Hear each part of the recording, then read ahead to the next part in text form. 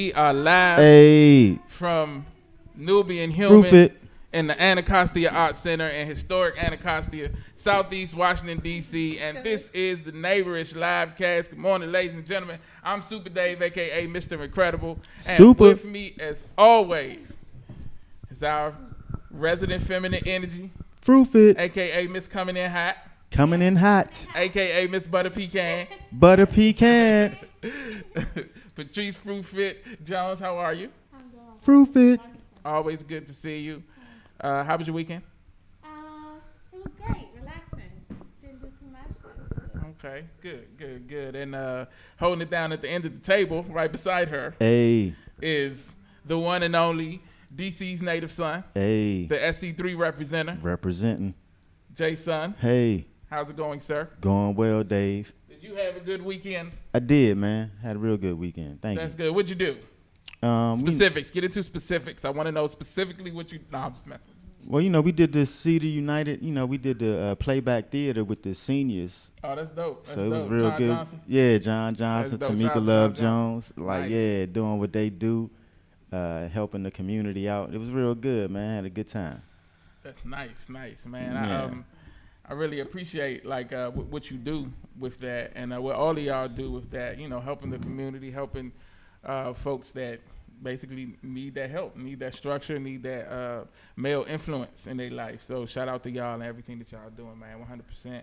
Thanks, Dave. And so we have a great show for you guys today because our guest today, the young lady seated directly to my right, is pretty awesome, and I'm going to tell you why. You got notes, Dave? Yeah. Oh, here go the notes. Here we go. She was a published author when she was just 9 years old. Since then, she has been the driving force behind multiple businesses and brands, and all before the age of 18. And her current interest in animals has led her to pursue a career in veterinary science. Here to talk about a myriad of topics, give her thoughts and perspectives on a bunch of different things, is Gigi. How you doing? Gigi. Welcome to the Neighborish live cast. So we just sit around and talk stuff for about an hour and a half. So I appreciate you hanging out with us. Before we get into all the dope stuff that you're doing and talk to you about your perspective about certain things, because we're all at a certain age, so I feel like we need to unspecified age. Yeah, unspecified. We're not gonna get into the specifics of it, but I feel like we need to interject some opinions and thoughts of the youthful generation. I was trying to think of a better way to say that, but anyway. Okay. But before all that, there are a few things going on in the city, in the country, in the world that we need to talk about. And we're going to talk about it right now. Oh, yeah. What's going on, Dave? There you go. He was a little slow. Did you smoke something today? Yep. Okay. Yep, so sure did. That's his excuse for. That seems easier. Oh, yeah, you can. You can either move it closer or take it out like that there. And Okay. Hold on to I'm it. still. Yeah, it's up to you. The big topic that a lot of people have been talking about over the last week or so has been... Well, besides, there's a few topics, but one of the main things I've been hearing about Ice Cube and his shout out to Ice Cube, his contract with Black America. And so going into this, I had an idea of what I thought about it, of what was happening based on the media coverage and what was being said, but this is precisely the reason that I take the time to do research so I can have a better understanding of the facts. The media will have you believing that Ice Cube is now a MAGA hat wearing, Trump supporting, card carrying Republican, and even Trump's team is trying to put that spin on it because it serves their agenda. But to be clear, from my research, contrary to what the Trump campaign has tweeted, saying that Cube helped them develop their plan and all this, and people have been dragging him online for it and stuff, he did an interview last week and actually cleared up, which I think he pretty much said from the beginning, but the media took what he was doing and kind of put their own spin on it. But he took some time to go on a couple of shows and try to clear up exactly what he did. So what he did was authored the contract with Black America. And what that is basically a plan that he came up with centered around black people and help and assistance and legislature to try to do certain specific things to help the black community. Things like helping to close the wealth gap between black and white Americans. He made it clear that his agenda. Well, he made a few things clear in his interviews. One thing was that the agenda that he put forth, this contract for Black America, is specifically about black Americans. He made it clear that it doesn't have anything to do with minorities or these titles that they put on it to try to lump everybody in, and because, we know that that's one of the tools that's used to try to, these organizations say, well, yeah, we gave this much to minorities or we do this for minorities, but white women are considered a minority. Gay white men are considered a minority. So they, those, and we know that when it comes to finance, when it comes to certain things, they aren't necessarily the minority. They may have gone through some things. I can't speak on that because I'm not a white woman or a gay white man.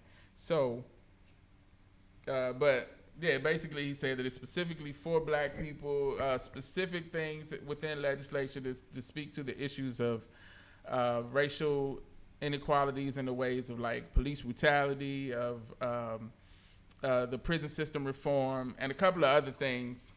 And he made sure to make it known that he wanted to separate it from Trump's plan, which is called the Platinum Plan, which is, I was reading up on that too, and it's the main point of that plan was he said he wanted to make the Ku Klux Klan and Antifa both have them both declared as terrorist groups. And, a lot of people, I've heard a lot of people who support Trump harping on the fact that he's, declaring the Ku Klux Klan as a terrorist group, which, is something that some black people have called for years. But to also say Antifa, though, a group that was created to combat the violence that the neo-Nazis, the Ku Klux Klan, and different groups like this is doing. So we will not just stand there and get busted in the head. So it's actually people protecting us and fighting on our behalf. To say that that's also a terrorist group, I think these are the things that are indicative of, or more indicative of his plans and thoughts and things of that nature. But y'all know I don't like talking about Trump, so we're gonna keep it moving. I wanted to get you guys' opinion. Have you seen the stuff that Cube was saying? Have you? What's your opinion on it?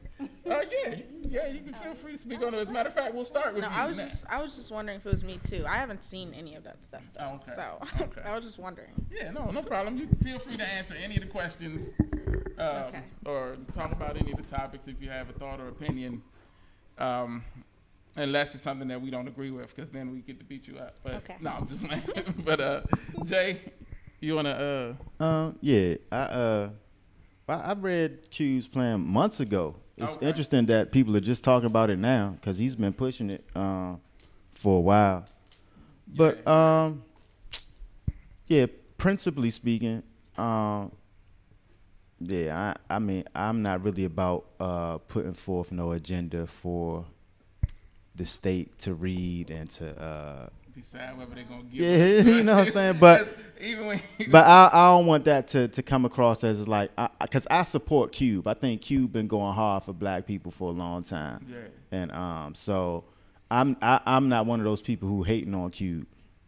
I'm just not an advocate for, and I reinforce this mindset from reading Asada Shakur. Basically saying it's like you'll never win the hearts of these evil demons. Right. Like in trying to propose them, what you need and to meet your demands and to have a heart and to, stop oppressing and murdering us, like please, or So I'm not in the ideology of presenting anything to the state. So I'm not in agreement with Cube. But I support Cube because I think, he's making an effort. Whereas all these people talking about him ain't really doing shit, really, And, people have met, because, I think King met with Lyndon Johnson. And, you meet with the enemy a lot because, the conditions of our people are so dire. Right. A lot of people feel like the only way to get the boot off of our neck is to go meet with them and talk to them about the boot in our neck. Trying to You know what I'm rationalize. saying? Is there any So- way you can move the boot to the Yeah, left you know, a a little bit to the bit? left. My vein right here is like, you know, swelling. But, you know, but I don't want to bash Cube because I applaud him for trying, because I think even Cube knows that that's not the way, to be honest. But he's Yeah. just trying to put something on the table that people who are on the fence, who are not politicized and have an understanding of our conditions here in this country and its association or lack thereof with electoral politics, to try to just wake people up to get on board with something. But I don't even think Cube believes in the ideology of presenting your enemy a plan to sit down at the table. I think he's just trying to like, I think he's just trying to like, trying to get the, yeah, you know what I'm saying? But he's trying to get the people who don't know, and, you know, basically the sheep, to kind of like pick a side to defend themselves, because as opposed to just allowing the state to dictate every aspect of human activity in your life, he's presented like, well, for y'all people who, you know, only rely on the government and voting and that type of ideology, I have something for you. But I think in Cube's heart, that shit don't mean nothing to Cube for real. That's just for, you know, a demographic of people that could help if they were to become conscious or aware of some things. I don't know. I feel like he's like he said, he's trying to see, like, he don't, because, you know, one of the guys' show he was on, I saw it last night. I'm not sure exactly when the show aired, but he was asking him, well, do you really think that the Trump administration is going to, you know, put any value into your plan or implement any of the things? And like you said, he was like, nah, I don't expect anything. I'm trying to see. Right. You know, but, and because he cleared it up, you know, they were saying, you know, he ran to Trump and asked him this. He's like, I ain't running to nobody. I put my plan out there. To both They parties. reached out to me. He said both sides reached out to him. But I did get like that. I feel like the Democratic side had more understanding of the optics of it, and that's why they didn't reach for it. And I feel like the Republican side did too, but that's why they both made the decision they did. Because he said the Democratic side, the Biden campaign said, let's wait till after the election. And I feel like they did that because they was like, they know in an election cycle it's going to be used as election fodder, as opposed to actually looking at it. We're going to talk about this real big and real tough during the election, but then once the election is gone, it's like, oh, well, we'll get back to you, you know, whenever. So to say, let's go into it after that's over, I think was them kind of saying, let's not use it as something that's, you know, not use it as a ploy, whereas Trump's team saw it as, we need these black people. If we say we working with Q, you know, so that's why they even put more out there. Like he said, you know, he just presented the plan. They asked him to come in and talk about it, but they're tweeting like, yeah, Cube helped us devise our platinum plan, and he came up with some of it, and that ain't even, you know, it's all a bunch of lies. But you know, I'm sorry. Yeah, go ahead. Am I on?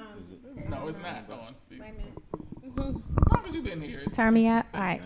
Well, one of the things. Turn me up in my seat. One of the things too is, you know, with politics, and that's like kind of what Jay was saying, how it's two sides of this thing, because the politics side is a whole nother side than really the plan should be.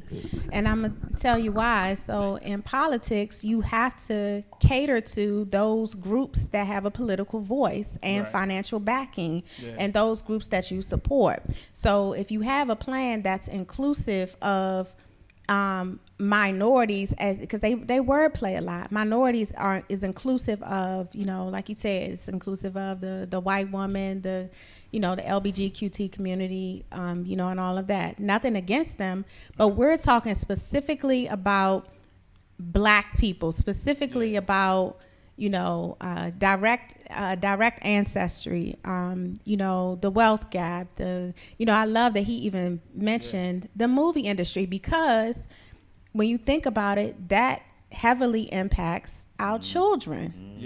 Our children from day one. When your child is in front of a TV, and everybody has done it at some point. I never had cable or anything like that, but I would put my son in front of the TV to get things done. So everybody at some point puts a child in front of the TV. what's your child, the imagery that your child is absorbing, if it does not speak to them, you find yourself 15 years later trying to deprogram them from something that they learned from a cartoon.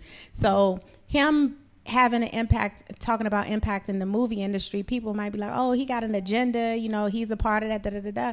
But that is, it's all systemic. It's a whole, it's way beyond politics. It's the fourth branch of government. Right. Yeah. Right. Media. Right. Definitely. Right. Definitely. That's facts. And I'm glad you kind of turned the conversation to specifically politics, because as reported last night that as of now 27 million Americans have voted in the early voting process, and that's like a record. And I know dancing and stuff. You good? Yeah, I'm sorry.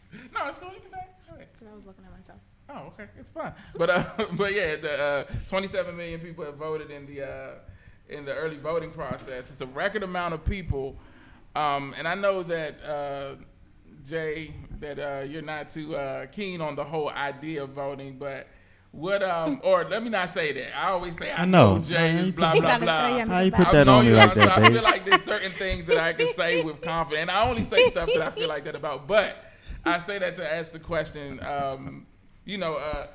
What do you think has brought people to the point where they're so active in this political cycle, like to record numbers like that? Like nobody's ever. I know COVID-19 has something to do with them, people just not wanting to be at the polls, all at one time. But the numbers speak to more of a attitude shift. Especially since the numbers last year were like record lows, right? It wasn't that many people that showed up to vote. Talking about last election? Last election, not last year, excuse me. Yeah. What was the question again? The question was, how much wood would a woodchuck chuck? Why do you think the attitude changed? Thank you. Why do I think the Co-host. attitude changed? You trying to get a job? Oh, back next Monday. Oh, that's simple. She's one of us now. It's fear. It's fair. Yeah, you scared the public. Yeah, man, it's a centuries old tactic for a political gain. Starting back from Constantine to Alexander the Great, it's like it's a thing. So you got to scare the general public into thinking there's chaos or what's that word? Anarchy. And then that way you can. It's a human. It's a psychology thing too. Like so, it's easier to manipulate or sway or persuade somebody if they're in a state of fear. So you create all of these things of fear for 4 years, 3 years. Then in the fourth year, you present candidates to a people to provide a change in for that fear. Yeah. So it's real simple, and everybody that's listening to this knows 100% that that's what's happening. Right. But still right, but it's like no one can do anything about being the sheep. It's like I don't know what to do though. Like, but everybody know. Like as soon as people heard it, they was like, everybody's like, "Yep, he's right." But then like, let's go vote though, so we can, what I'm saying? So it's like, I'm just tired of you motherfuckers, man. The last election cycle, like and people getting mad at each other about. I know it's like, man, you didn't go out and vote, and that's why Trump. It's like, and hold on, actual, Dave, like real quick. So I attempted to go to Howard for grad school to get my master's in political science. HU. All right, but I left. He said it, I left sooner than you did. Okay. Because it's like there was like a period where we went over like the specifics of the electoral college, right? And I always heard it in my life, in high school and even in college. But when I would, attempt to go to grad school to study political science myself to kind of get into politics, I was like, oh, this is 100% facts bullshit. Yeah. Like that the vote doesn't because I studied it in depth, not the little high school courses. I was like, all right, let me see how this shit really works, like by each state and how it happens, and I'm like, oh, it's a facade. It's so to you know what I'm saying? But people are so emotional, like you gotta vote, but it's like and it's like if you've studied it and come to an understanding of what exactly is happening, during that process, I respect you, your position and your choice and all of that. But I would dare to say that 75% of people have not studied it in depth. You know what I'm saying? Like, and They then don't have a concise yeah, so understanding. it's just like you. That's really just emotion and like the feeling of being in America and being tortured and Inclusive. oppressed. And that's part It's of like that, we gotta vote. Like, all right, and man. that's part of what they push. You know, like you said, in those 3 years in between, push that and make you attach emotion to it. Because like, I think Fruitfit, the last time you were here, we were talking about. The police killings and things like that, and how the emotion attached to it is the draw. It's what keeps people, you said they have to talk about it to keep the emotion attached to it. And so that's what they do in those 3 years, just to hide the fact. Like I was saying it, all around the last election, like, when you voted, they called it the popular vote. Right. What's her name? Hillary Clinton. Hillary won. That. She won the popular that. vote. And That's there's the been vote that several they say elections your when the vote counts. popular vote was won. Yeah, and then the electoral college be like, fuck that shit. Still want to rewrite. Good try, America. We know what the popular says. It's like a census, so they'll Right, know there's that such they'll thing. get a heartbeat of the country Right. of what they want. But then they'll be like, fuck that, we're gonna do this stuff. Yeah, there should be no such thing as a popular. Like that whole system is The bonkers. popular vote. And I'm not saying people shouldn't vote. The views and the ideas expressed on this show are not those of. But no, you don't believe it. No one said don't vote. I gotta, and this is, I always go left. So I'm gonna go with Really? left. You think you go left? I go left a little bit. Okay. Already be left. Come on, I know we be left as a mug already. So if you really think about it, and you gotta really tap into a different part to think about this, the emotional attachment that is, there's an emotional attachment in voting, politics, and religion, and all of them are connected to government. All of them. Yeah. All of them. Yeah. Right? And that's fact. That's not an opinion. That's not what do you call it? What do people call truth that they want to falsify? I don't know. It don't matter. We with you. The word. I don't know the word. Propaganda. There That's you not go. propaganda. Wow. I You was ain't about to fuck with say it, that, Jay? but I just didn't. Right. I was finna. I knew what the I fuck had you no meant. idea what you were talking about. I feel like that's not the definition. for it, but That's go not ahead. propaganda. There's an emotional attachment, and whenever you have that, that's just like what you were just talking about, the fear, like the quarantine coming into the election. Like it's all, a lot of things are fear based, and there's an emotional connection. It all goes into the systemic issues and problems and concerns that we have in this country, and a lot of people try to make them separate. They're not. They are all inclusive of each other. That's true. Like, and if we look at it like that, then, I'm not gonna say too much about voting because So who you voting for, Dave? Me, I'm voting for. I thought you was about to ask me. I was like, oh God. Why are people so scared about that? For What? I gotta start training next month. What that mean? What am I? You know. what's Who you that? voting for, Dave? No, now we gotta ask Patrice. Who you voting? Oh, No, okay. you are not. I have customers who have political associations. Oh, that's what when and you said I have to all start training. that. I was like, you training one of the I- candidates? What are you? No, unless I I'm know. gonna bring my Sound cup like some up here, slave y'all shit. gonna I make can't say donations. what I really feel. Are you calling me What? a slave? You Slave? gotta stop. I thought it was just Slave Dave. See, he tried- Now you got a partner, Dave. No, I do I not. know you tried I'm to not a work- slave. I can't say something because of what people might think no, of me. because look. I know. I understand. I'm right. sorry. Do you? You No, gonna build a whatever. shack in your backyard for me? Nah, I'm not. You out here on your own. Oh. See what I'm saying? See, that's how they do. How old are you? I'll build a shack for you. 17. That's how people do build a shack. sometimes. They'll tell you, "Oh, girl, why you ain't do this?" But are you gonna take care of? Oh no, okay. See what he just did. I told you no. So I'm not going to take I care. know you I didn't did. lead you astray. Like, yeah, go ahead. I got you. No, I'm being honest. Like, No. yeah, nigga. Okay. The moral of the story is have your own back. Yep. Have a plan. Yep. And be mindful of your thoughts and what you say out your mouth. Exactly. So it was some other stuff I wanted to talk about. I did want to ask this question. Now, I saw this post earlier in the week, last week. I don't know if you guys saw it, about the guy who took the girl on the vacation. Did you guys read it? And then wound up leaving her because she didn't want to. Oh, for real? Oh yeah, Yeah, I think I did hear about yeah, that. Oh, that's like the Future joint. He was like, I'm good, love. I didn't Is see this, that. is this stuff on Facebook? Yes, That it's you're on the seeing? Book of Faces. Because both of these things I haven't heard about them. 'Cause I haven't heard about it either, social Gigi. media. Don't feel bad. And that's good because social Okay. media I haven't is the heard about devil. it either. Stay away from it. It's definitely. I am on social media. What's the but, second thing you didn't hear of? The Ice Cube thing. Oh, I for real? You didn't ain't hear heard about about that you? either. Okay. No. Yeah. I'm See, surprised you haven't heard about algorithms. that. Algorithms. It's just I probably would have ran across it like today or something. What social media platform are you on? Instagram, Twitter. That's it. I'm not on Facebook, but You be tweeting? What you be tweeting about?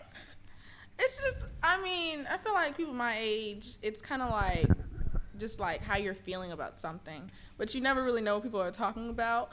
So Right, it's right, just kind of right. like you're tweeting about something that people don't really, unless you have the context, it doesn't really make sense. So. That's a very short answer to that question. Wow. So but that's a great segue into one of the questions that I wanted to ask you specifically. We talked about a few things that are going on, in the world, and I just wanted to first of all, do you worry about the world that your generation will inherit from the people who have it now? Like with all the stuff going on, all the stuff that you see, is there like a air of nervousness, or is it like it's gonna be cool, don't worry about it, or do you even think about that? I think about it. It's definitely nervousness because the most nervousness I feel, I think, is like about like global warming and stuff like that. I have nervousness about that a lot because I don't know how that would like work if the world was just to like, I don't know. And then there's so many fires that are happening too, it feels like it's starting to get really, really close to home. That stuff that's like inescapable, that's happening because of the stuff that we're doing in the environment and stuff like that. I feel like I'm gonna be alive for that, so that's kind of scary. But I don't know. Yeah, that's an interesting perspective, though. I'm gonna be alive for that because it's like a lot of people that's doing a lot of stuff. By the time it comes back to us, they're gonna be dead. They don't care. Maybe. Well, I don't know. Like, Maybe I'll for the be kids alive. to handle. Yeah. They'll be all right. No, but you probably, more than likely. Maybe, yeah, or like maybe my like little sister or something like that. Yeah, So yeah, that stuff is. That's the thing that comes to my head when you talk about like nervousness of the future and stuff. That's what I think about. So yeah, I'm just gonna mention a few things and see if you have a perspective on it. If you don't, it's fine. But I just want to see, kind of gauge the Take this out again. musings of a 17-year-old young lady. So we talked about like the pandemic, COVID-19. Like, Thank you.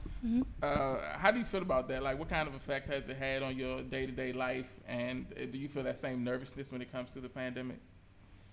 I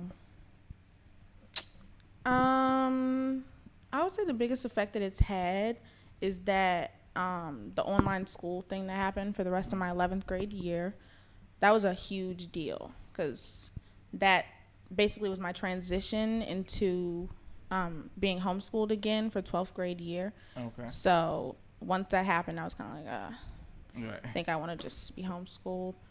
I'm trying to think how I can say this because I have very like passionate opinions on like everything that's been happening and everything. Okay. I would say I feel like I've been seeing a lot of like very contradictory statements and stuff like that being put out based on like what we're supposed to do, quote unquote, and like what you're not supposed to do, where you're supposed to go, who you're supposed to be around, and like it's really contradictory, so it's hard for me to find validity in it essentially. So I'm kind of like I don't have a fearful standpoint about it. I'm not like, oh, I think I'm gonna I don't know. Yeah. I don't really talk about it that much on like social media or anything because I know that I have a viewpoint on it that's super different than what most people have on it. So I don't like to argue about things with people because I know that it's such an opinion that so many people have that it just is like people are really, really passionate about it. So I'm not interested in like trying to argue people down or anything. Trying to change, that's a a smart approach to take to it. I always say, and I forgot who told me this, but it made a lot of sense. I'll never argue with anyone if I don't respect their opinion. You know what I'm saying? Like, even if I don't agree with their opinion, if I don't respect it, like, if you're talking nonsense, there's no need for me to try to, talk you out of your nonsense, because most people are, very tightly held to their nonsensical views. And I mean, that's a matter of opinion too, whether it's nonsense. But if you wind up arguing, a lot longer than you need to, getting a lot more, Well, I have a question over here. Regina Pixley says, "How do you feel about in-person school learning right now?" As in, like, do I feel like it should be happening, or I don't know. Wow. But she asked it, so Yeah, I guess how you would feel if school was to go back into session and we would go back to in-school learning versus virtual learning. Well, I'm actually homeschooled 12th grade year, right. So like I wouldn't be transitioning back into that. Like I've picked my classes. Oh, you're not virtual learning. You're you're homeschooled. Yeah. Okay. That gets confused now that like virtual learning. Yeah, I know, right? But if I was, because I was thinking that I might have went back for 12th grade year. Mm-hmm. I think the school that I was going to, I think they said that they're going to go back like a month from now or something like that. I think they're doing that in DC too. But I would be so upset. I would be so upset because I just really never liked school, and You were already homeschooled, right? Yeah, I was homeschooled from what years? From 2nd grade to 8th grade. So awesome. I was already super used to that, and I feel like that has like affected my critical thinking skills and stuff like that a lot. So I feel like the reason I don't really like school that much is because I don't understand the people there that much. So I really don't enjoy myself there at all. So I would be very upset if I had to go back right now. So that kind of leads into another question that I wanted to ask you. You have been, homeschooled and unschooled in that environment, and you've also been in the public school environment for a certain amount of time. So you have the unique perspective of seeing both sides of it. So do you think either is better? Well, I guess you kind of answered that already, but do you think either is better? Yeah, I definitely think homeschooling was better for me. Yeah. And I just feel like it gives you so many opportunities to like think for yourself and like learn how to form your own opinions before you have a whole bunch of outside influence on your opinions and like the agenda of how you should think about a whole bunch of things kind of forced onto you and stuff like that. I got to be outside of that. So then when I went back into it, or when I went into it, it was a different sort of like thing, 'cause I could be outside of it and like look at everything from the outside and be like, oh, do I agree with this? Do I not?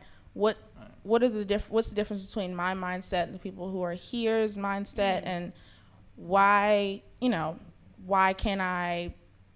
I not finding that I'm like really enjoying being around a lot of these people and stuff like that? So that's cool. Awesome. That's awesome critical thinking. Definitely. Can I ask one more? Sure. Yes. How do you feel your social skills have been impacted? Because that's always, so my son was in Montessori school before, which is not homeschool, but it's pretty much like they kind of do their own thing. Like a co-op type thing? No, it's just like if there were 10 kids in this room right now, like they would have assignments to do throughout the day, but they set their own schedule to do it. That's like, cool. So it's kind of having their own, schedule. So for you, I said that because a lot of people look at Montessori also like it's not as regimented. Right. And so it takes away from social skills. So do you feel like, so how do you feel about do you feel like homeschooling has had an impact on your social skills, or how do you feel your social skills are?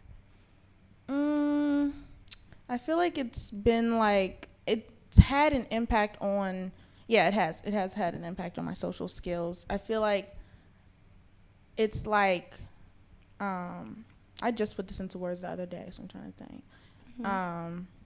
It's like, because it's like such like a similar mindset that so many different people have, and like people act a certain way and do certain things. I think because of the fact that I haven't been around people with this mindset as often, when I am around, like the majority, basically.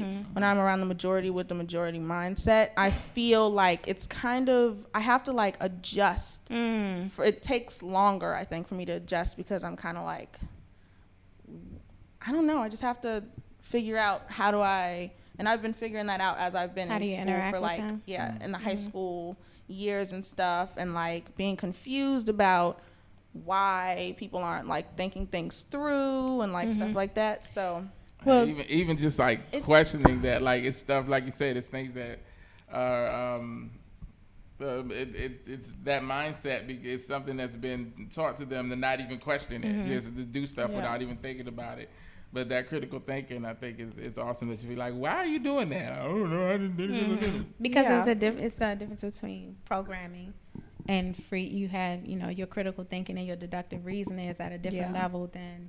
So you probably find yourself trying to shift to be able to understand even the simplest things from people who are not homeschooled.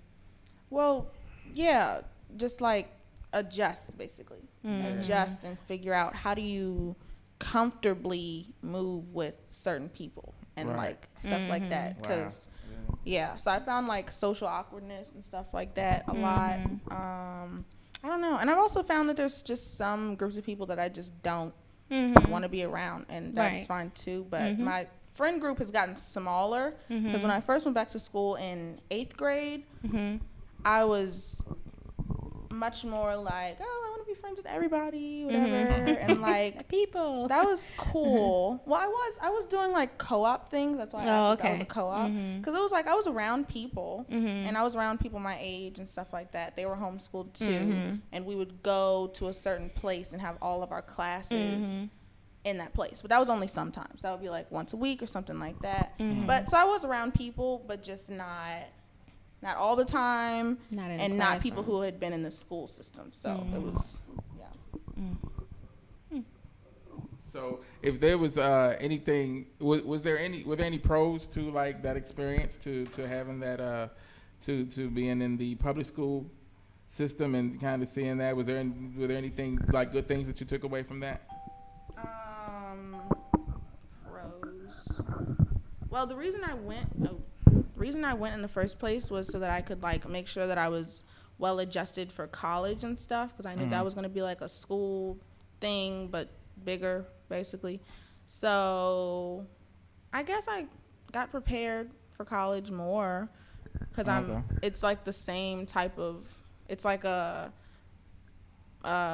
higher level of the classes that they're teaching you in high school. So it's more like constructed and stuff like that. So I guess that would be my only, that would be it. Yeah. Right. And just noticing like some of the differences, like Patrice is saying, and your cognitive skills and things like that. This is like, the reason I decided to do it was because, I wanted to, and not like my parents told me to do this because it would help me, that's just dope. I thought that was cool. But I've always felt like, and I wanted to ask you about this. I've always felt like that there was a disconnect between like the older generation and the younger generation. Like, it's not as connected as I guess it's been in the past, where younger people would get a lot from the older generation, would take heed to what they say more, would learn from their mistakes, learn from their teachings, things of that nature. When I was younger, I came up in like the Baptist church, and so we would do these things called lock-ins. Okay. Where we would be in, just stay the night in the church and just basically be there and hang out and stuff. And they would have these like little rooms we could go in, and people would, the deacons and stuff would lecture us about life and try to talk to us about some of the things we were going to go through and all this. And that was when I kind of gained that perspective, and then seeing it like as a teenager, and then coming back, in my 20s and seeing it from the other side and seeing the same thing, which is that none of these kids want to hear what these people are saying, and it's because of that disconnect. And it's good stuff, but it's not. I think, in my opinion, there was the disconnect was in the way the information was being presented, because it's kind of like, I'm here and I know it, and you need to know it, so blah blah blah, as opposed to even trying to make it engaging or interesting or, trying to engage, trying to have a conversation, a dialogue back and forth. It was more being told. Like, do you find that there's a disconnect between like the older generation or, yeah? Yeah. Trying to think of like specifically. Can you be more specific? Sorry. Like, in other words, what's the question again, Dave? Yeah. Oh, I thought you was about to help me. Nah, cause y'all be thinking I'm crazy when I be like, "Yo, you said a lot of shit." What's the question you want me to answer, nigga? Damn. Thank you, Gigi, for not making me feel crazy. That was a lot, wasn't it? Then he'd be like, "So," you'd be like, "What the fuck was that?" Like, what's the question? Just more specific. All right. See, that's a nicer way of saying threw it. you all the way up under the bus down the Right, street. yeah. I mean, Cause y'all be looking at me like I'm strange. Cause when I be like, "What's the question again, Dave?" You be like, "Well," I'm like, "Yo, nigga, you just said 7 paragraphs. I know I talk a lot. What's the That's question why- in the paragraph, nigga?" So anyway, beyond all the craziness, but yeah. So I was saying, do you feel like there's a disconnect between like the older generation and the younger generation in terms of the guidance, like things that, because I don't know. Well, I'm sure that. See what's happening, Gigi? You said what? He's still going. What's the question, nigga? I want to know now. I'm trying to explain it. Somebody said yes. What's the question? If you let me explain it, I'm trying to explain it. I thought that was the whole first paragraph was explaining the question. Now should be the This is question. what I have to go through. And they don't be listening to the question anyway. But anyway, so yeah, disconnect between the older generation and the younger generation in terms of guidance, in terms of things that you need and should be getting from them, but like in the way that they present it and things like that. Do you feel like when you're being lectured to or talked to about certain things that it's like, I don't even want to hear this? Like, is that Yeah, for me, I've kind of always been like really open to like advice and stuff like that. I try to like make sure I'm listening if I can tell someone who knows what they're talking about is trying to give me some sort of advice on something.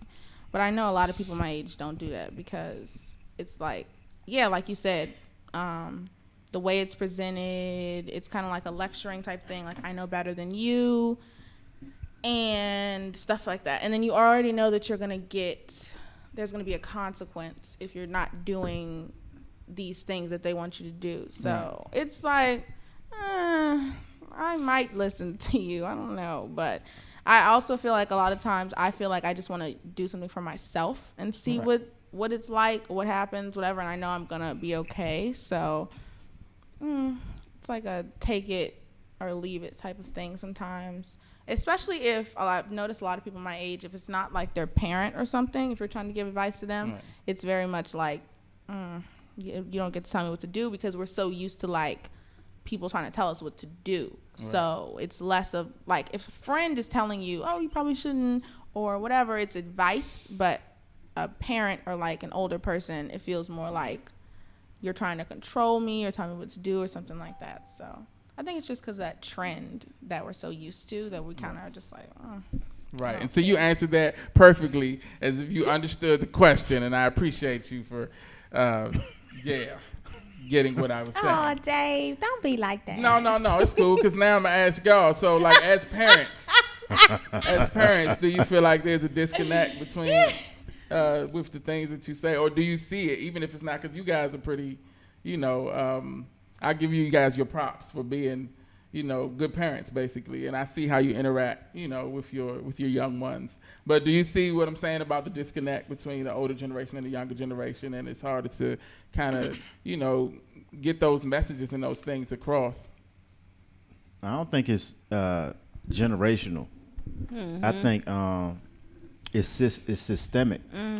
Just the way information is being, first hidden, but how indoctrination happens in the educational system in this country, I think is problematic. So I don't necessarily think it's a generational thing, because I found that when I work with youth, it's just the way you present things. It's like, because it's like we all kind of going through the same shit. Like, cause my theory is that, like, if we alive right now, you could be 99 and somebody else could be 17. Like, we the same generation because we got access to the same information. We experiencing the planet and its existence at the same exact time. Like, even though you're a different age, you know what I'm saying? There's some 8-year-olds that are enlightened beyond, measure. And then there's some people that have been on the planet for 70 years, but they dumb as shit. You know what I'm saying? So it don't really matter like how old you are. It's like, because information can be shared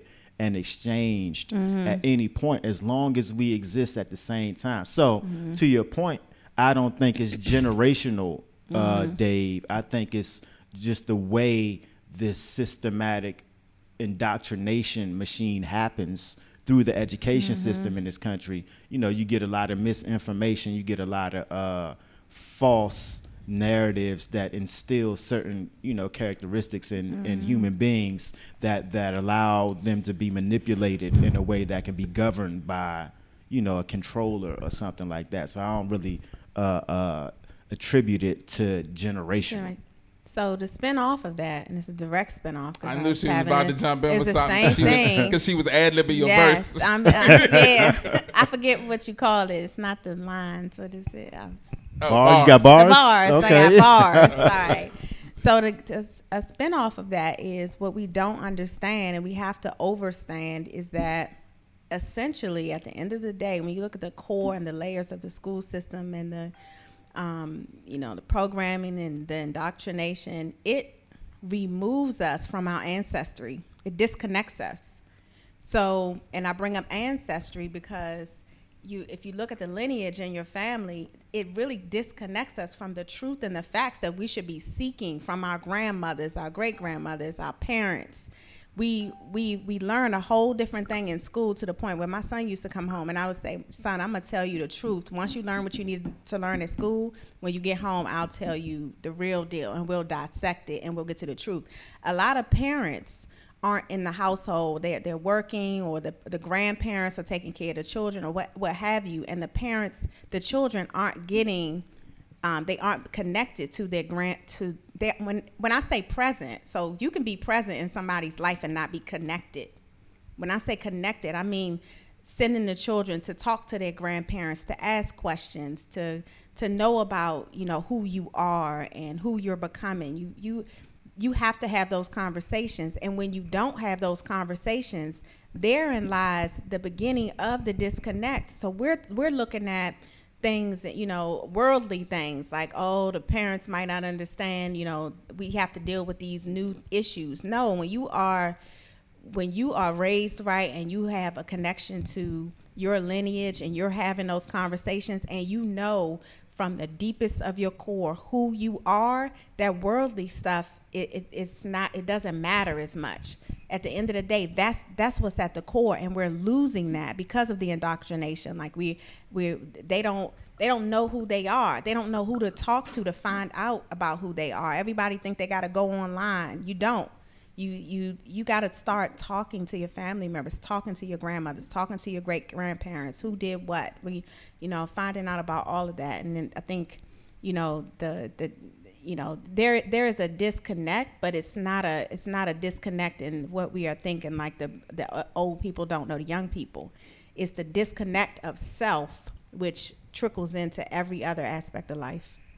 Hey, Gigi. Mm-hmm. So you said you was homeschooled from 2nd to 8th grade, right? Yes. So when you got to 9th grade, was you like, what the fuck? That's the question. Oh. That's kind of like what she said, though, right? But I'm in what way, though? And I just say that. The reason they don't be listening. That's based off of what Patrice was saying. So I'm assuming you got a lot of information about like yourself and your history and who you are from home. And so it's like when you got into a building that was essentially designed to kind of like, force information on you. Like when I say, was you like, what the fuck? Like as far as like, was you like, yo, all this what they telling me is some bullshit, and you could acknowledge that, or was it like, oh, they're offering something that I didn't know before, and it's helpful to me? Some of the stuff was like, oh, okay, this is stuff that I hadn't learned about before. You don't have to use the same words that he used. That's fine. Go ahead. I'm sorry. some of the stuff was like, this isn't what I learned about before. But a lot of the stuff I was just like, I would come home and just be like, they're lying again. Like, they're not talking about. But I was expecting that, so it wasn't right. That's kind of my like you were kind of prepared. Yeah. Like, all right, I'm about to go into this Yeah, school, I and they're just going to know do that this, and they're that's going to not- say this. And, yeah. Okay. They're not focused on trying to present me in a positive way. So I wasn't. Luckily, that wasn't affecting me because I already knew. Okay, this isn't all accurate, and some of the stuff I was like, oh, okay, I didn't know like the history behind this or whatever, or the history behind it. But I mean, it's like supposedly like American history and stuff like that. So it's kind of like some of the stuff when it comes to like white people and stuff white people did, unless they're talking about, oh, this white person made this thing, I've always kind of been like, did they? They didn't make nothing. Nope. Were they the first ones to do it though? Nope. Did you I'm sorry to interrupt. Did you find yourself trying to convince isn't the right word, but having conversations with your peers about, no guys, this isn't really it, this is what really happened, because you had that 2nd through 8th grade homeschooling foundation? Or did you just not bother, like you let them I wasn't. I think I was more likely to do it when I first went.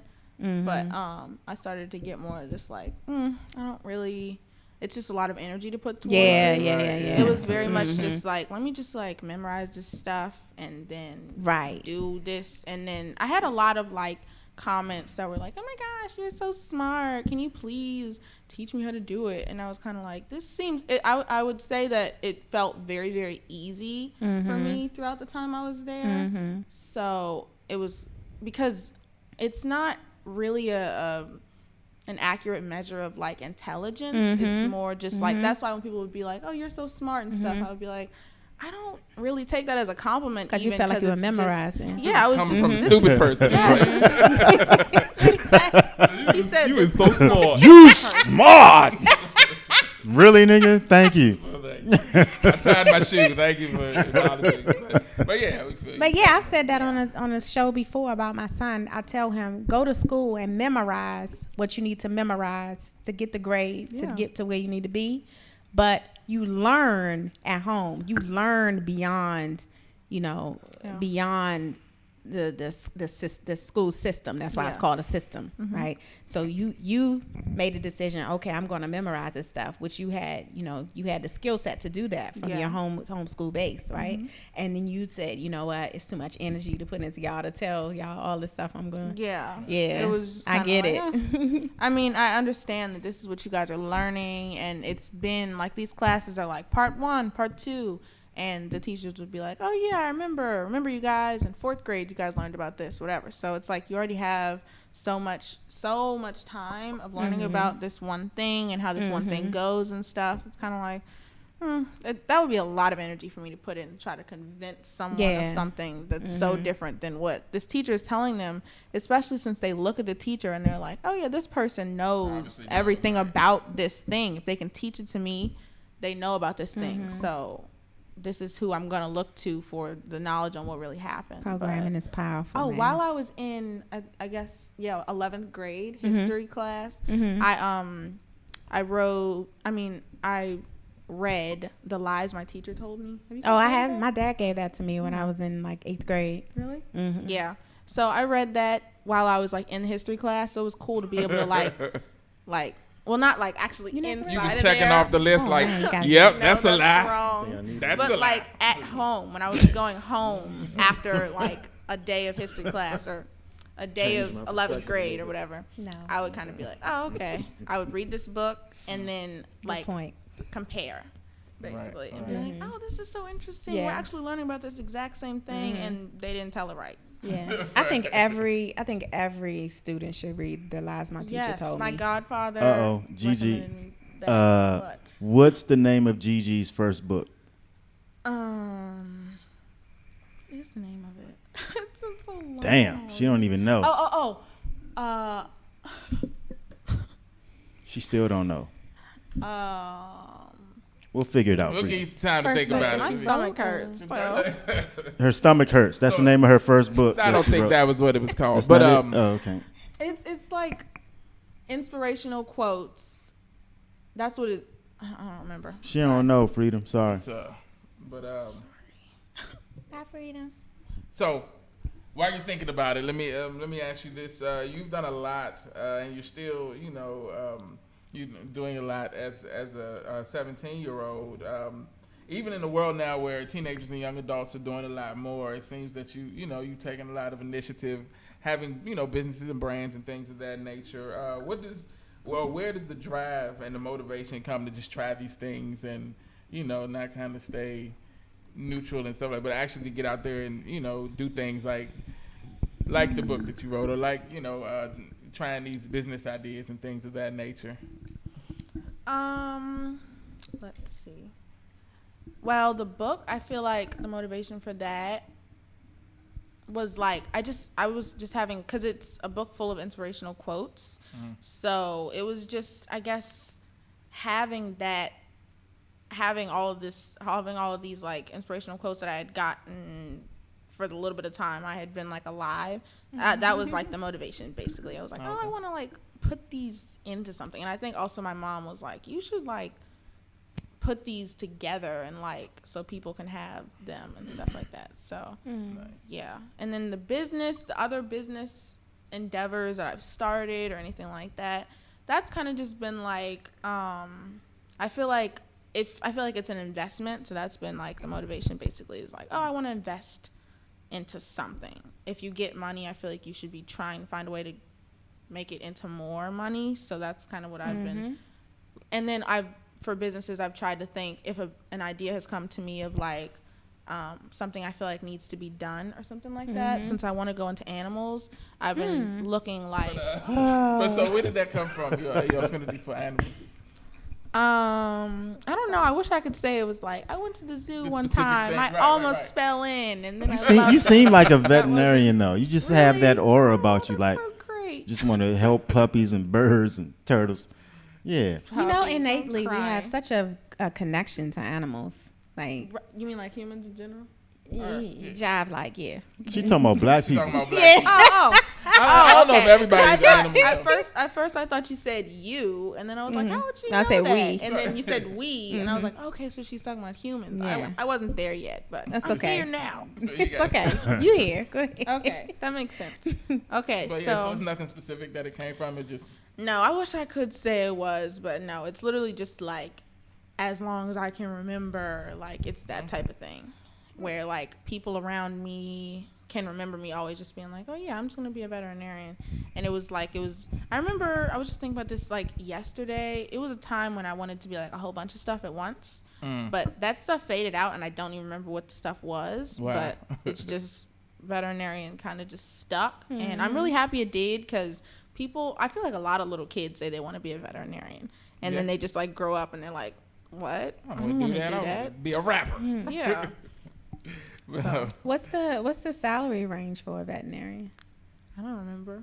Oh, I feel as high as the pet insurance is, it should be pretty high, because pet insurance. Well, and you pet would stuff think is that, high. but then like one of my counselors in my school, this is another reason I did not want to go there anymore. She was like, I don't know, maybe look into something else, because they don't really pay that much. I was like, I know school counselors getting a bad rap on Neighborish livecast.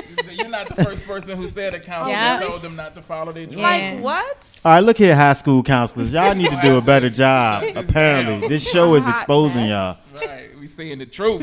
Right. Don't listen to your counselor. Right. Someone made a post that was like, counselors are literally just paid to like lie to you. I was like, oh wow. Because people say that they like talk to their counselors about, like, they use them as therapists basically, which I think is kind of what they're there for as well, like to tell you which classes you need to get in, and then also tell you what classes you need to get in, but also like to be like, oh, you can talk to me about this, that, and the third. But people have made a lot of posts where they're like, I talked to my counselor about something, and they immediately went into, they literally said, I'm not going to tell anybody, I swear. And they call you, they're like emailing your parents while they're sitting next to you. Like, they really do. I never used them as like a therapist or anything like that, because I don't trust them.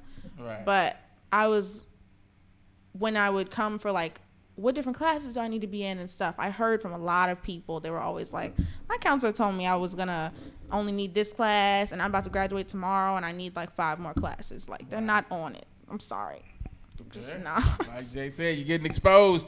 Counselors, get it together. Well, I mean, you know, go ahead, Fruit You Fit. sure? Okay. I was getting ready to say, and the other thing too, and this goes back to the disconnect you mentioned, Dave. Thank you. Is I've heard, not saying it exists, but leaning into that fact, I've heard, you know, some of my son's friends say when they go to talk to someone, a counselor, whether it be a counselor or another adult, that the adult or the counselor starts to talk then about themselves and their experiences. And that is where you begin to lose a child, because that is not, it's like you having an issue or me having an issue and going to talk to Jay, and then Jay started telling me about his issue or he did something similar, and no, this is all you got to do. And then I don't get a chance to be open and pour out my emotions or my thoughts or my ideas. And you guys, essentially, you want to and you need to be heard and understood. And so when you go to your counselor or another adult, you want to feel that. Like you need that. Mm-hmm. That's exactly what I was talking about with the disconnect. Oh. Anyway, but good job, Dave. He brought it full circle. Hey, but talking to the school counselor is like talking to the priest in prison. You know, I mean, it's basically the same thing. It's the same system. It's the same operators. It's the same. So it's like, it's essentially the same. It's like, yeah, it's good to get shit off your chest, but that nigga don't care about you. Right. So he's like, all right, it's 4 o'clock, nigga. Yeah, right. It's like, oh yeah, all your hopes, dreams, and blood, sweat, and tears. Like, I got a peace, nigga. Good luck. But I do want to talk to you a little more about the veterinarian thing, because I believe in researching you. I found that you had the opportunity to shadow some veterinarians and kind of really get a sense of what it would be like, and that still like that didn't change your perspective of it at all. No, you still loved it. Well, yeah, I still love it. It's shown me that Oh yeah, I was just talking to my mom about this yesterday. I think the biggest thing that I've noticed is that like you think when you're going into it that it's like, oh my gosh, like all animals love me and stuff, but then you come across animals that are like aggressive for different reasons and stuff, and you're just like, oh, okay, you want to bite me. So it feels like when I first was dealing with that, it felt like, because I was in my 11th grade year, I would get on a bus every day and go to another school for a veterinary science class where we would get to groom people's animals once a week. Nice. So that was a really good experience too, because we got to deal with a lot of like aggressive animals who aggressive dogs or cats who didn't want to be there and they've had bad experiences. So we would have to like put a muzzle on them or like learn what type of restraint to use and stuff. But it felt like betrayal at first. I was like, I love you guys so much and you're trying to bite me. Right. But I kind of started to realize, okay, do I really want to take care of them, or am I trying to get like a humanly type of like best friend type of thing? And that's not realistic, I've learned. So it's kind of like either I'm trying to take care of them or I'm here for myself basically. So I've gotten over the whole betrayal thing. But it was definitely, that was the biggest thing at first. I was like, wow. I can see how getting past that is a huge part. Like, when I worked at Safeway, I liked it too. Like, they would always say the holidays is when you find out if you really want to work here. When, everything's going, it's hundreds of people in the store at one time. The line's all the way back to the wall. Everything's going crazy. So when it's not not that there was really any glamour in it, but when it's not the chill kind of work, but when it's actually work, when you see that. So getting to shadow someone, and you, like you said, see those, and it's not all cute puppies and kittens. Some of them are looking at you like Cujo, like they want to bite your face off and stuff. And so getting to see that and still having the drive for it speaks to, I think, your, passion. Yeah, exactly, being something that you want to do. And then the introspective thought, about the reasoning behind, why you wanted to do it and stuff is so dope. So that's really cool. Thanks. So. I don't know, Dave. I think it's some glory in working at Safeway. Is it? My man used to work there. It was fun. We had fun. He used to pull him, bro. Oh, well, that's a whole. Hey, look, that's a I'm whole like, yo, thing. Yeah, look, my man's making Safeway work for him. Yeah, I mean, that's a whole nother conversation that I feel like. Yeah, I know. This isn't appropriate for Gigi, but not even for. I'm fried. What you want me to do? On the air, my girl is watching. Gigi got the age, but she needed to hear this stuff. I'm sure she is very privy to how. I've known Gigi for a long time. Matter of fact, Dave, you remember you brought my that old Jason for Mayor CD? You know that's Gigi interviewing me on the CD. Oh, really? She was 7. 7 years old.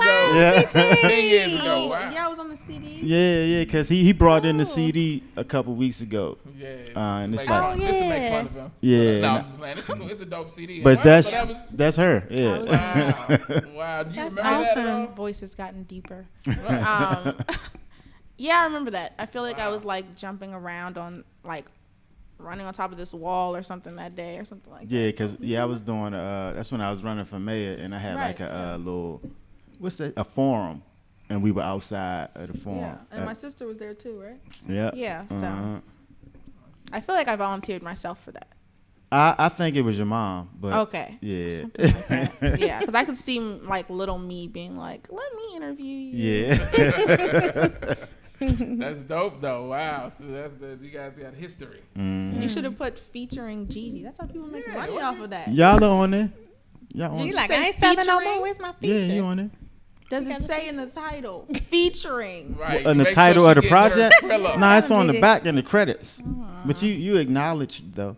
You should have had a little sticker in the corner. It should be at least 10%. I'm feeling a Damn. little bit like 10% of Now's $40. your time. I Here we got go. you. I got you. That shit's coming to you right now. That's how much he made off it, because that project historically went double wood. Was it wood? I don't That it even went think it with was plastic. Probably. I Double think plastic. Wood's Double giving it too much. what does that mean? It's a joke, because people try to go double platinum, but he went double wood. But actually, that project It did real well. That actually kind of did. solidified me in the music scene in DC for Thank a while. you. So that I was mean, I it's- try my hardest. Exactly. Nah, and job, that Gigi. interview was an integral part of the Definitely. success of that project I too. want to hear that. That sounds interesting. Yeah, I haven't heard that in a long time. Yeah, Lil I Gigi. did not bring the CD with me, but I'll send it to you. Okay. So let's talk a little bit about college. You're getting ready to make that step to Yes. go. So you already talked a little bit about going to public school to kind of get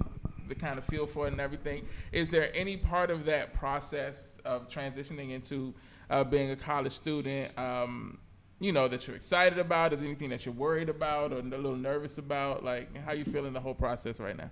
I would say I'm excited about the whole thing.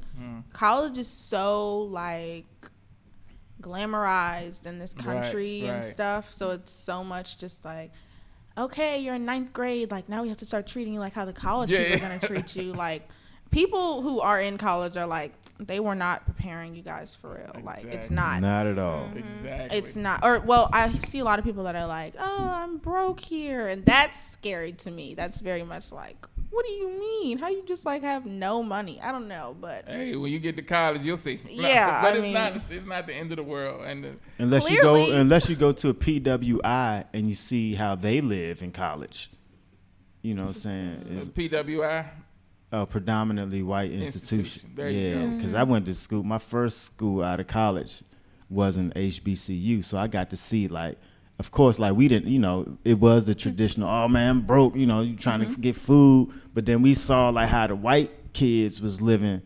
It was a completely different experience. So it's not just like, oh, college means you gonna be broke. That's not the case for everybody. That's the case for some. okay. Yeah, but I was one of them. But Yeah. but you don't have to be. Yeah. You could go into that joint how you see fits. Yeah. Yeah. Yeah. Yeah. So you said the money aspect of it kind of. Yeah, just like how people are always like, I'm always broke and stuff like that. I pay attention to that and I'm like, oh my gosh. But I know you don't have to be. Right. No, it's But- real though. It's real. Like I that mean, shit hurts. Yeah. People will be like, oh, I'm just trying to get someone to drive me to get to use my $1 to get something from Taco Bell or something. I'm Yep. like, I want a It's a lot of vehicle those there. nights. Like, Yeah. I don't know. But then a lot of places don't even let you have a vehicle for the not freshman the year. ninth I'm like, grade. why Yeah. would you want I mean, somebody the to? ninth Freshman year. Why would you want us to struggle like that? No, you can't have a car. Yeah, just walk around. Yeah. I want everybody to have calluses on their feet and stuff. That's not nice. No. But yeah. So I know that you were looking at a couple of different schools. Have you made any decisions in that? No, Okay. I haven't made any decisions yet. Because I was just realizing I applied early, like earlier than people usually apply, and I got my acceptances earlier than people usually get them. So now I'm kind of just waiting because they were giving acceptances and like inviting people to apply early, but they're not going to give us like our FAFSA whole financial aid folder thing until like March. So I'm just waiting right now. Right. I can't make my decision until I know what's being offered, basically. So I'm kind of waiting. Yeah. That's also sound decision making is see what they're going to offer before you, you know, because some people be like, well, regardless, I'm going to go here because this is where I always thought that, you know, even if they don't none of them are my like dream schools. So it's like. Okay. Yeah, cool. So, did you have like dream schools? What were your, if you don't mind me asking? I really wanted to go to FAMU, but it was like I was applying to like a whole bunch of HBCUs. It was 5, I think, 5 HBCUs, and I pretty much liked all of them. But before I was applying, I was like looking at my email one day because I was really, really stressed out about applications. Like, it has been the most stressful thing ever, and I had barely started yet. Like, I was just like writing essays and stuff like that. But it was so stressful and so complicated, and like the ACT and SATs kept getting pushed back and pushed back and pushed back, and so it was just a lot going on. So I was like, I looked at my email and I was like, you know what? I noticed a lot of schools keep emailing me saying, please come to our school. We'll give you a 2-week admission decision, and you don't have to write an essay, and you don't have to take the ACT or give us those scores, and you'll automatically be considered for scholarships and stuff like that. I was like, let me actually look at these people really quick because this seems way less stressful for me. Right. So I looked at all the colleges that had emailed me, and I put them in like a spreadsheet type of thing, and then I like decided what were the things that were most important to me that the schools were offering and stuff like that. And then I made the decision of 3 schools, and I applied to them, and I got into all of them. Dope. Awesome. Yeah. Congratulations. Thank you.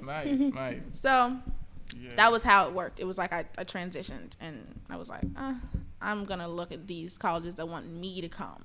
Right. Because that's just going to be easier for me, and it's more likely that I'll actually go. Because when I was thinking about the like HBCUs and all those colleges and stuff, I was like, I don't even know if I'm going to end up like getting through this application process or like making the deadlines and stuff. So I was like, maybe I'll take a gap year. Like, I didn't want to do that. So that's how I switched over to the other schools that were emailing me.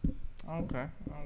Yeah. And that's like a sound process. Like, in talking to you, like I am getting like the impression of that's like the word that comes to mind is very grounded. You seem very, very grounded, and you have like a understanding that's I don't know. Would you say it's common to people of your generation? Yeah. No. I wouldn't say it's common, no. Yeah, I didn't want to say it, but yeah, I don't think it's, you know, I think that you, so what do you attribute that to? Like, what do you think it comes from? Like, your level of just sensibility and things of that nature? Well, I don't know. Like, give me an example of what you mean about, like so having the wherewithal to take that process and put it into, usable context, like saying I made a spreadsheet and listed them all and went through them and made these decisions. Like, these are skills that people like my age still don't have. They be calling around friends, what should I do? Should I do this? As opposed to like, critical thinking, like putting it down and really thinking about who's the best, what's the best decision for me, even trying to make it as, looking for something to make it not, to reduce the stress as opposed to just dealing with it. These are skills that a lot of people, in your generation, I don't think, they aren't as developed. And so I think in you, just in this conversation, I'm getting that they are more developed. So does that come from like your mom, or where does that come from? I don't know. Oh, so when I went back to school, actually, that's when I started writing things down in my notes. And so when I say spreadsheet, I mean like my notes, which you can do this thing where you like do columns and then like stuff like that. So it's kind of like that, but I made it seem more like sophisticated. But I started using my notes really when I went back to school. So I can say that that was kind of because the stress level of like the homework and stuff, I was trying to figure out how to do it. Right. So I was like, let me start writing down the stuff they're telling me I have to do so I don't forget it. And like, I saw nobody doing that in school. And they would always come and be like, we had homework. I'm like, your grade is like an F. Like, you don't care. Right. So that's how I got into like the notes thing. So that's a part of it, you know, like the sensibility or whatever.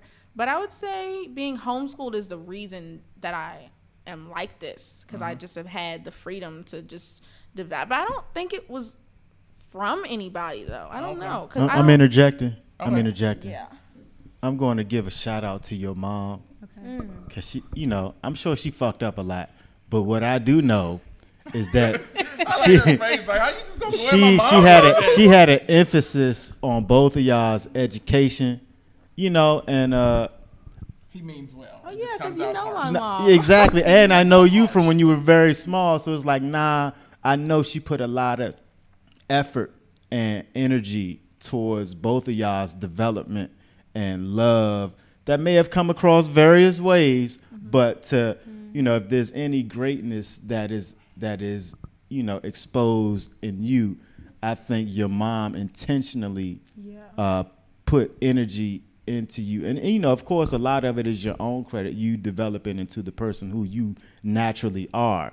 Yeah. But I think she put you in a position for you to develop and figure things out and kept you away from the system that she knew, you know, she understood. And so it's like so I, you know. Specifically, that's why I say homeschooling, like that was basically it, like that, or like unschooling even more so.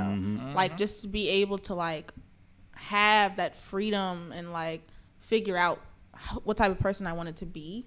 But I was going to say, I don't think it's from anyone specifically the way I am, as far as like writing things down in my notes and like that type of like organized type way that I do things. It's like a type something personality. I think it's like type A or something like that. I don't have anyone around me who's like that really. So that's why I say that I don't think it was like a influence type of thing with that type of specific personality. What's your sign, Gigi? Pisces. Okay. I don't actually don't like Pisces. Other Pisces I meet though. It's weird. When is the dates of the Pisces? February. Yeah, I think it starts like February 6th or something. Oh, so it's and like then it March. goes to like March 10th. I don't know how long the thing usually is. But yeah, you like me. I just know that I'm a Leo, and that's all I know about it. I don't care about what other people are. I didn't know you was a Leo. Yeah, I Oh wow. Yeah, so that's cool. But yeah, even like I said, taking the initiative or having the wherewithal to try to kind of mitigate the level of stress. Like these are like skills that people, like I said, I know people that's my age that still don't know how to effectively do that. And so the fact that you just recognize the stress and then we're able to come up with ways to just make things less stressful in your own life. That's awesome. That's a skill. Like hold on to that skill, cultivate it, keep it going. I'm trying to think of what I would have, when I was 17, what I would like to hear from people as opposed to, like you said, the things that people were just talking at you. But I can't think of anything right now. You guys got anything?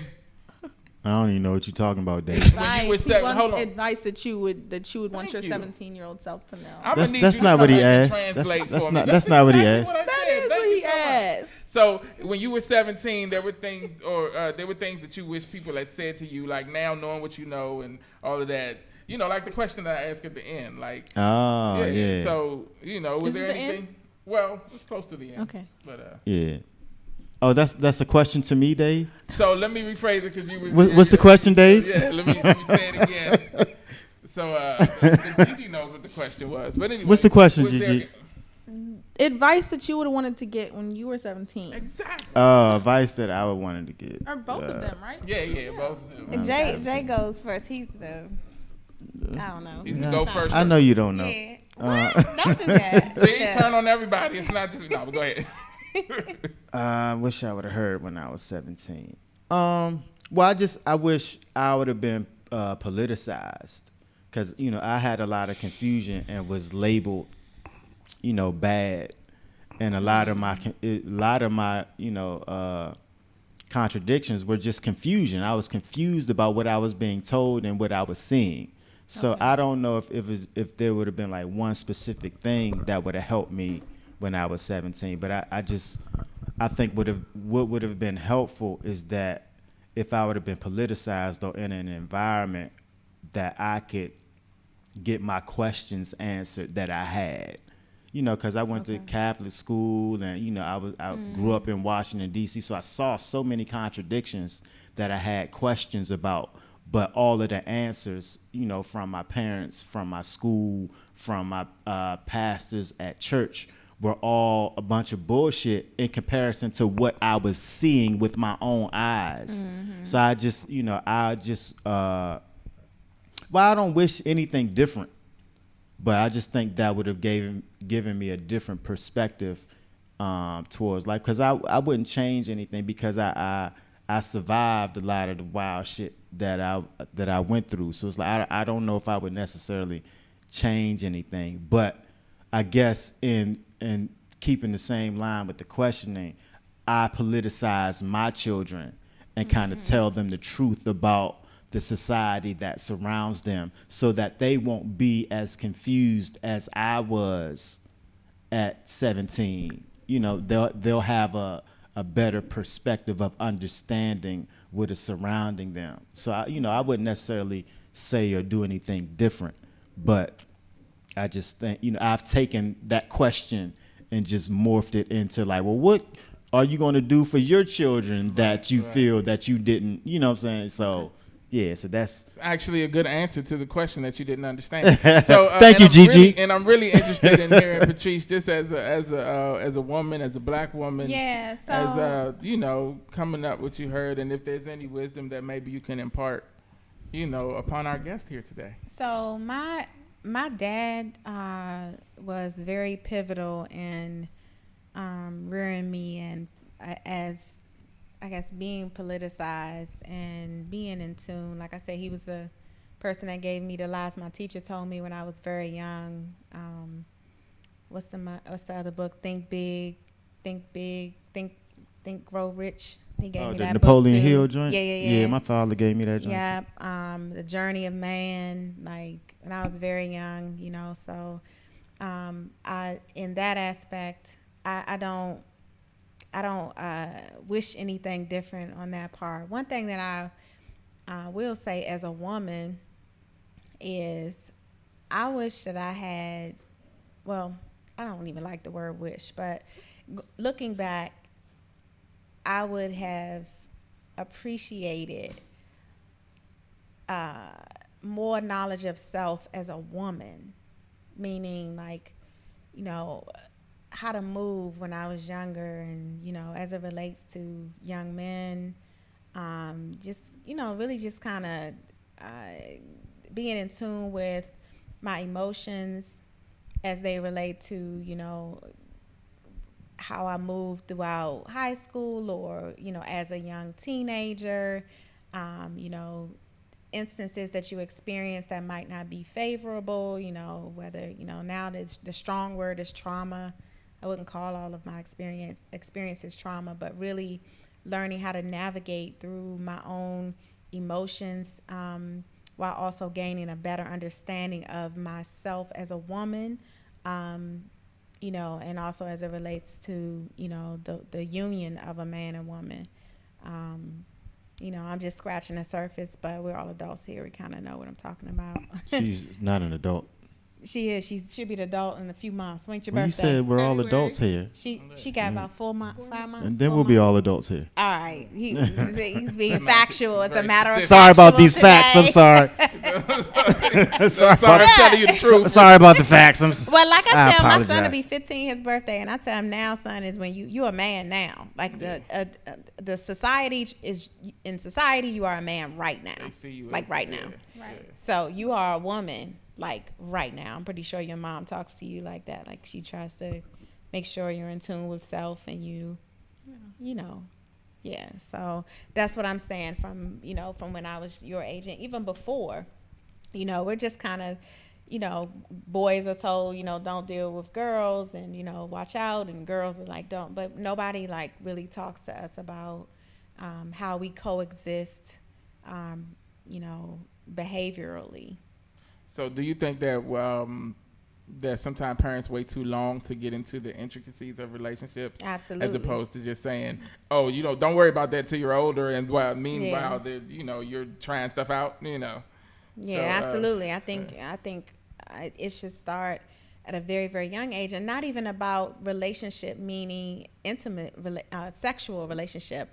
I'm talking about even the intimacy. Intimacy is not necessarily physical, right? And so you talk about and that's why so many studies are done, and you guys take so many tests in school when you're in second, third, fourth, fifth grade, because that's when they start to study or really hone in on the masculine and feminine energy and how it works out in the classroom, whether it's the level of intelligence or how you interact.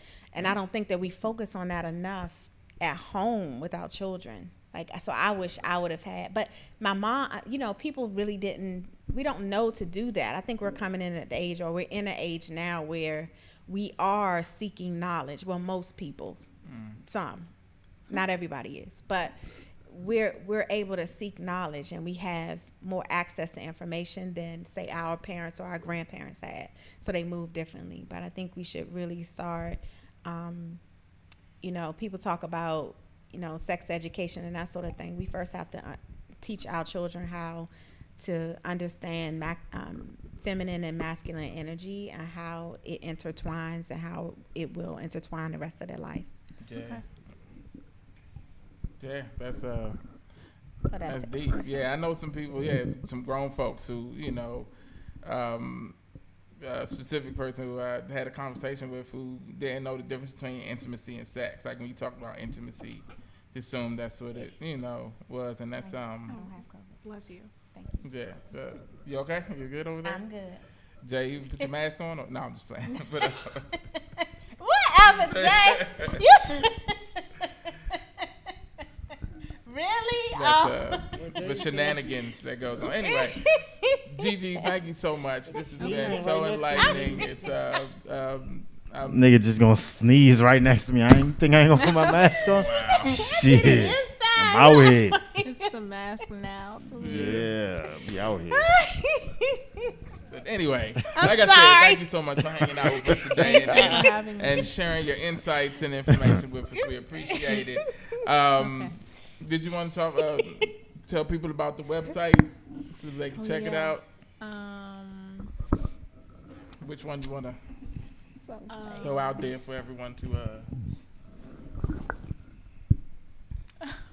The abundance is my birthright. Is that Yeah. Okay. I'm sorry. I was like drawing a It's blank. okay. Okay. It's So all right. She worried about that sneeze. The buffoonery, I deal with it all the time. I'm so sorry. Yeah. Push this power through. Don't Okay. even listen. Uh, So yeah. Suspect. Abundance is Our Birthright is the website my mom created. And it's a lot about me on there. It's a lot about me on there, and then the different websites that I've made and my mom has made and my sister has made and stuff like that. They're all connected on there. Okay. And then also she has a African black business directory, I think she calls it, where she puts together like a whole bunch of different businesses and different like categories of like different stuff, like people who like sell shea butter or sell classes on how to do something and stuff like that. So that's what she like. Basically, she put together Abundance is Our Birthright as like a place where all the stuff comes together. So yeah. Nice. Yep. Yeah, cool. And that's abundance is our birthright, and Yes. right is spelled And R-I-T-E. R-I-T-E. Yeah. And that's .com, right? Yes. Yeah. I think so. But if that doesn't work, Try Orange. Try the other ones. But I'm pretty sure it's abundanceisourbirthright.com. Yeah, I think that's right. Yeah, it's a pretty I think dope, that's what we usually do. Yeah. It's a very dope website. You guys check it out. Like she said, it's basically a hub for all of the cool That's the word I was stuff that she looking for. does, all the cool stuff that her mom and her sister does, and so yeah, check it out. If I come out with any other businesses, then I might then she would put it on there. So that's the best way to figure out what's going on with us and stuff like that. Dope. Do you plan on coming out with anything? Do you have anything in the works? I don't know. I mean, it would be right now. It would be more of like a reselling sort of thing. That's kind of. I was kind of already looking into that, like selling kits of thing. I'm not gonna go too much into it. Yeah. Don't let people steal your ideas. Yeah, but it would be more like a reselling thing right now, like stuff I'm into, and I feel like people my age like cosmetic and stuff like that. Cool. So yeah. Cool. So, but then also you never know. I might make something that has to do with animals too. So that'll be dope. Mm-hmm. That'll be dope. Look, man, good luck in everything that you're doing and that you're going to do. Just in having a conversation with you, I feel like I've met you before, but even still, just in having this conversation with you, I get the impression that you're going to do well. Thank you. In life, like you have a dope personality and a dope mom that like Jay said, has put a lot into helping you progress to the point where where you are, and you built like an amazing arsenal of tools to survive in this world. Like I get that from talking to you too. So keep it going. Don't lose that drive. That's your superpower. Okay. Stay on it, and thank you guys so much for checking out another episode of the Neighborish live cast. On behalf of myself, Fruitfit. I'm Jay sorry, I'm Son. trying to talk to them. No, it's cool. You want to say, Jay? I just said Fruitfit. Yeah, he was just doing the ad lib. I'm doing my ad libs.